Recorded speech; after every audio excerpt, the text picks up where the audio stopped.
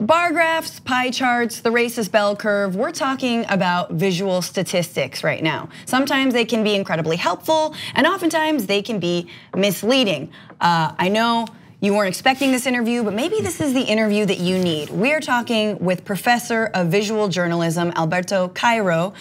He's a professor well, tell me where he's a professor at. The University of Miami. There you go, I knew that. Yeah. He is a professor at the University of Miami. Hello, it's sunny and lovely there as well. Professor, why charts? Why charts? Why to write a book about charts and how charts lie? Well, because throughout, I have been teaching how to design charts for many years as a visual designer and as a journalist, and doing charts, making charts for a living also. And throughout the years, I have observed how people systematically misread and misinterpret visual depictions of numbers, visual depictions of data. And lately, I have also been observing how people all over the political spectrum are weaponizing charts. We throw charts at each other during arguments. So I wanted to write a book that explains how to become a better reader of charts and maps and graphs. Can you give us like a recent example of a chart, maybe as we ramp up to this 2020 election? All the stats are coming in. I feel like I renounced stats after 2016's election. I think that we all have a little bit, but we will find tons of numbers thrown around during the election and during the campaign, and we better be ready to deal with them. So, just think about the recent Sharpiegate controversy. It's like, why was Trump so obsessed about Alabama being part of the forecast? I think that in part it was because he couldn't read the graphics that he was shown during his briefs, and then he doubled down and he tripled down, insisting that he was right when he was not right. There was only a very small chance during August the 30th and August the 31st that Alabama was going to be impacted at all by the storm, around 10%. And he sent his famous tweet on September the 1st when the forecast was already towards the east, right? Another example would be the election maps that we all see, right? So if you, for example, take a look, think about the results of the 2016 presidential election shown in a county level map. It looks like an ocean of red with a few splotches of blue here and there, right? And many people, particularly on the right, use that map to argue that Trump won on a landslide just because there is so much red and so little blue, forgetting the fact that the Democratic vote tends to concentrate in highly populated areas, densely populated areas, and Republican vote tends to be a little bit more distributed all over the country, and Republican counties are much more sparsely populated.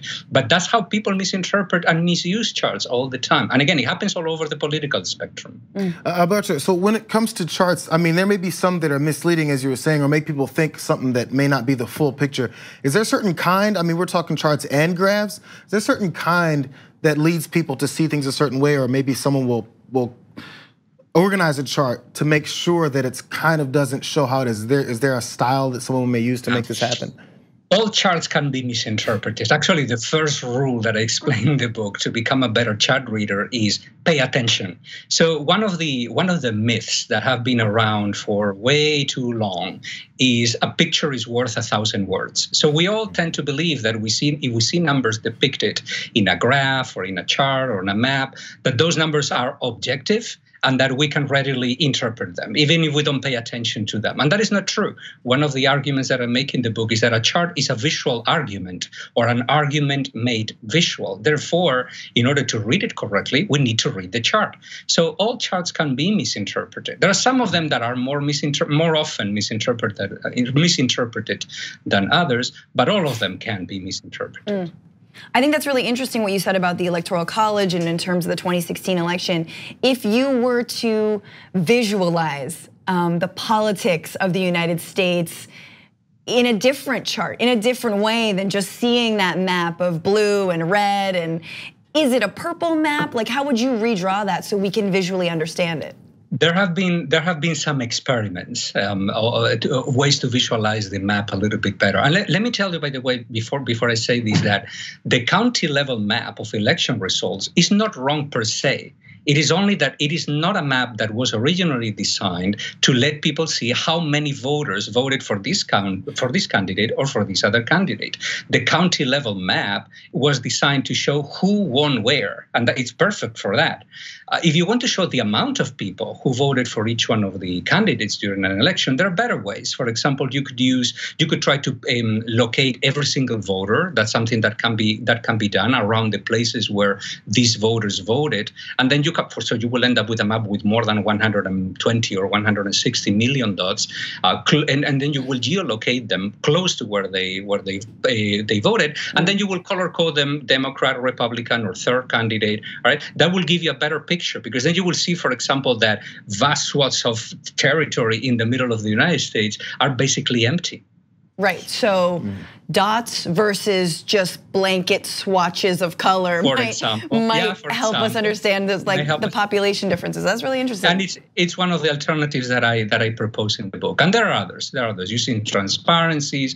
There are many other ways not to mislead with that map. Yeah. Does this make people change their voting habits or what they may do? Because a lot of times, like we see polling, even if a poll is misleading or if it's incorrect, people will change what they're going to do on voting day, on election day, because of things like this. Does it get this serious with charts? Well, I mean, charts can certainly change our minds about many other many issues, for the worse or for the best. For example, if you see that your favorite candidate has a high probability of winning the election, you may be discouraged to just go to the voting booth just because that candidate is going to win anyway, or so you believe.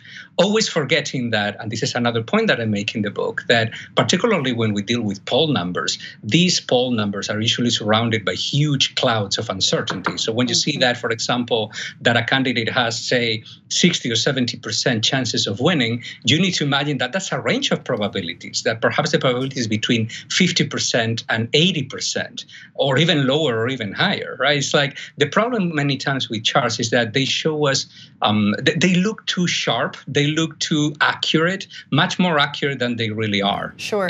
As readers, we can grow used to basically overimpose that uncertainty on all the charts that we see every day. That's excellent. Thank you so much, Professor Cairo, University of Miami, Professor of Visual Journalism. His book is out October 15th. It is called How Charts Lie, Getting Smarter About Visual Information.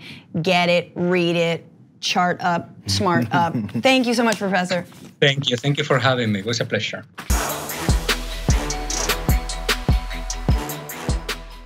For more political news breakdowns, interviews, stories of activism, and me trying my hardest to care about the occasional big celebrity news story, subscribe to our YouTube channel at youtube.com/The Damage Report. And you can ring the bell wherever it is so you don't miss anything.